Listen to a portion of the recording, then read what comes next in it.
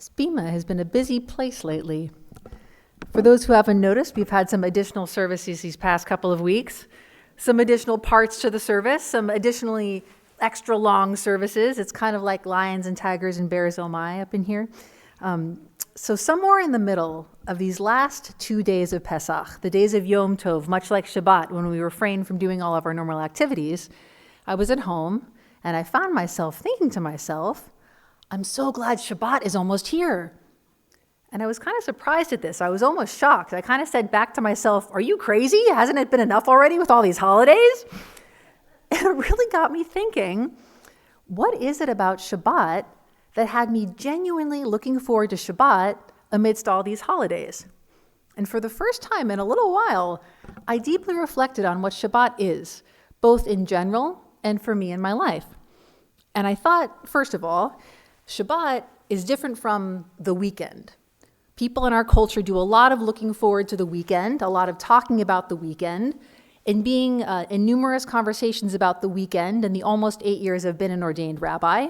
I've had many opportunities to understand the differences between Shabbat and the weekend.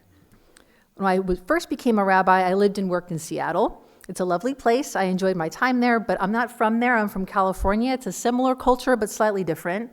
And my rabbinic day off was Monday.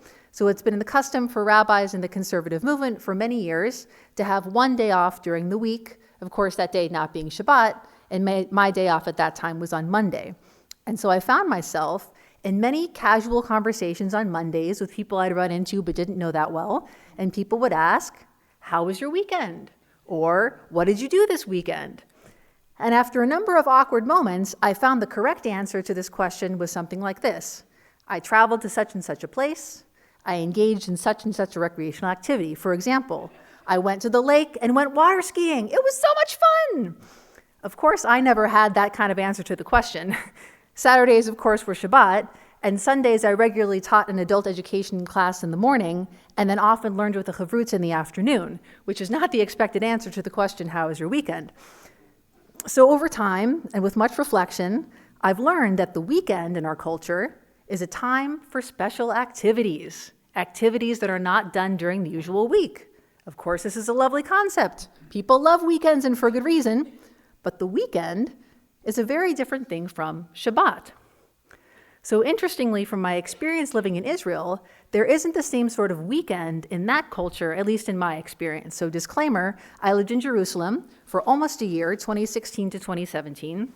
And the work week I experienced there, it definitely starts on Sunday. I've even heard some Americans who are staying in Israel refer to Sunday as Monday 1 and then Monday as Monday 2, because in America, the work week starts on Monday, but in Israel, it definitely starts on Sunday. And the last day of the work week, it's definitely Friday. It's a modified day to be sure. The expectation is that people are getting ready for Shabbat, not really meaning they're getting ready for the spiritual aspect of Shabbat, instead meaning they're getting ready for the logistical aspect of Shabbat, because it's Jewish law that we refrain from work on Shabbat. So what does that mean in practical terms? You don't shop, you don't cook, you don't do laundry, you don't travel, so you spend Friday getting ready to stop doing stuff for a day. So weird comparison perhaps, but on Yom Kippur, we stop eating and drinking for a day, and we have to do some preparation for that. And on Shabbat, we take a fast, so to speak, from our normal activities, and we have to prepare for that. So in Israel on Friday, it's a work day, but it's also understood that everyone is getting ready to stop doing stuff. It's a short work day with a flurry of shopping and activity, and then Shabbat begins. It's really great, but it's different from the weekend. So when I'm looking forward to Shabbat, I'm not looking forward to it in the same way a person would look forward to the weekend. It's not the weekend. I'm not looking forward to the experience of doing exciting special activities that are not done during the week. I'm looking forward to something different than that. Now, here's the real reason I was so surprised that this particular week I found myself looking forward to Shabbat. Well, in the past 2 weeks, we had 4 days of Yom Tov. Now, what does this mean exactly? At the beginning and at the end of Pesach, we have festival days, Yom Tov days, on which Jewish law instructs us to refrain from work. It's very similar to the way we refrain from work on Shabbat. So this means no shopping, no laundry, no travel. You can cook, there is cooking allowed. That's the difference between Yom Tov and Shabbat. But you can't go about your activities as normal. Let's just say it's not especially convenient. It takes some extra planning to make it work. So I'm looking forward to Shabbat, not because it's the weekend, and I'll admit it, I'm not specifically looking forward to Shabbat because it presents logistical challenges, only heightened this week because of all the Yom Tov. You could say, I'm looking forward to Shabbat even though it's not the weekend. I'm looking forward to Shabbat even though it presents logistical challenges.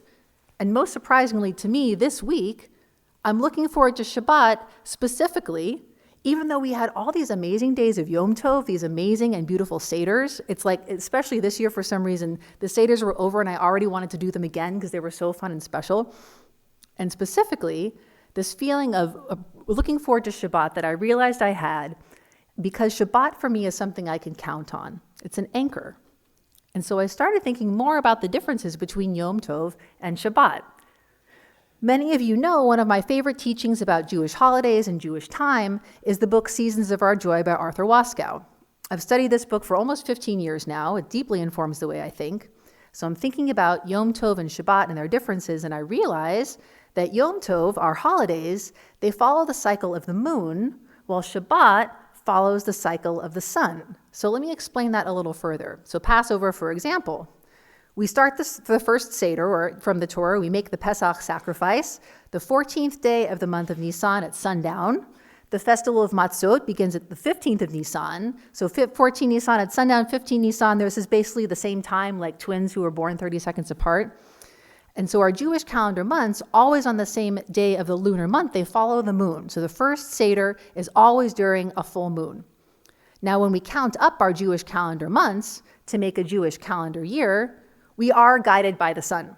Even though the months are lunar, we align them to the solar year so that Passover is always in the spring. And we do this by every so often adding a leap year month. It's a pretty complicated system. But we add a leap year month, not a leap year day, because Jewish calendar months follow the moon. Passover is always on a full moon. It's not always on the spring equinox. So our holidays align us to the cycle of the moon, and they also align us to the seasons. And they do align us in aligning us to the seasons to the rhythms of the sun, but they do this approximately rather than exactly. So I interpret from this. Our holidays help us see the big picture. They give us the opportunity to stop and reflect on a scale of time that is aligned to the year. And this is useful and it's beautiful, as we see from our Seders. When we're reflecting on a scale of time that is 1 year or multiple years, we start thinking about family, generations, stages and seasons of the human life. We can think about years ago and imagine years from now. It's like a memory device. We can instantly remember our childhood Seder or the first Seder we ever went to. And so in our Amidah for festivals, when we have these days of Yom Tov, this reflection aligning us to the cycle of the moon, we acknowledge that God has given us these festivals, these Yom Tov days, for Sason and Simcha, joy and celebration. This is good stuff. Joy and celebration. You gotta love it. But in our Amidah for Shabbat, we're acknowledging something different. We're acknowledging that God has given us Shabbat for Menucha, for rest. And I don't know about you, but in this season of my life, I'm appreciating rest more than ever. Because I'm now a proud member of what they call the sandwich generation. At the same time, I'm thinking about the needs of the youngest people in my family. My nephew and B'sha'a Tova, my new baby niece, showing up any day now. And I'm thinking about the needs at the same time of the oldest people in my family, of course, my mom. Google tells me that the Pew Research Center has found that people like me in the sandwich generation are just as happy with their lives as people who are not in the sandwich generation, but, we're more likely to feel pressed for time. So I laugh, I cry, oi, it's a whew. And so I realized this week, as I found myself looking forward eagerly to Shabbat, it's been an especially full week, not just in our Adat Shalom community, but also in my family. And I started to see, perhaps I'm looking forward to that Shabbat Menucha, that Shabbat rest. We say in our Kiddush for Friday night, we said last night, on the seventh day, God finished the work that God had been doing and ceased on the seventh day from all the work which God had done. Then God blessed the seventh day and called it holy, because on it God ceased from all the work of creation. And we say in our Kiddush for Shabbat daytime, we'll say it together soon in our social hall, remember to make the day of Shabbat holy. 6 days you shall labor and do all your work, but the seventh day is a Sabbath of Adonai your God. On it you shall not do any work. For in 6 days, Adonai made the heavens and the earth and the sea and all they contain and rested on the seventh day. Therefore, Adonai blessed Shabbat and made it holy. So here's the thing. Shabbat isn't a day for rest, as in I personally take a break because I have a busy life caring for other people. Shabbat isn't a day for rest, as in I personally feel like taking a nap right now, so I will, and I love an afternoon nap any day of the week. Instead, Shabbat is a day for rest that the whole Jewish people takes together. And we do this once a week, following the cycle of the sun, following the rhythm of the day and the 7 days of the week. Even one day can feel so packed, so busy. Yom Tov, our holidays, they follow the month, they connect us to the year and the span of life. But Shabbat speaks to our immediate needs, our bodily needs, our human needs, eating and sleeping, intellectual rest, emotional comfort. Shabbat is there for me every single week, no matter what, because it's there for our people every single week, no matter what. And it doesn't matter what I do or what I don't do, how I've succeeded and how I've failed, because I don't know about you, every week I do both those things. So I'll leave us with this, special for this time of year. In our Friday night Kiddush, which we spoke about just a moment ago, here's what we also say. Shabbat is first among our days of sacred assembly. Shabbat is a remembrance of the Exodus from Egypt. We're especially aware at this time of year, God brought us out of enslavement in Egypt so that we could be a free people. God brought us out of the control of rulers and taskmasters to give us freedom to choose, lalechet b'derachav, to choose to walk in God's ways. And the first thing God did to support us on our journey of freedom and to help us remember where we came from is to give us the gift of Shabbat. We've just finished Pesach, our festival of Matzot, our days of joy and celebration of our freedom.